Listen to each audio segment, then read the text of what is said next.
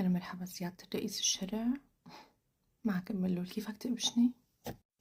ليك عزيزي، بدي أطلب منك طلب كتير صغير. بدي منك تخف علينا شوي، الله يخليك. خف علينا شوي لأنه نحن ما لنا متعودين على هذا الدوز عزيزي. قلوبنا الصغيرة لا تتحمل. يعني عزيزي، نحن متعودين مثلا يقولوا عنا جراثيم، مندسين، صعاليك.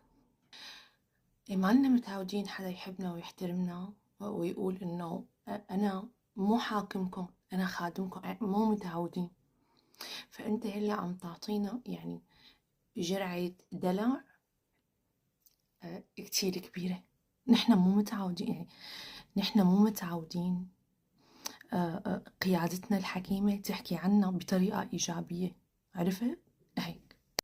فأنت لما عم تحكي معنا بكل هاي المحبة والاحترام عزيزي، عم تخلي الشعب كلياته نفسه يعانقك ويبوسك بصراحة يعني.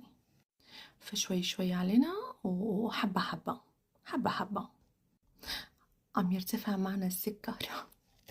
الله يخلي لنا اياك. يعني ما فينا ننتقل من جراثيم وصرامة ل مو حاكمكم خادمكم. ما أنا ما يعني عم لاقي النقلة شوي كبيرة.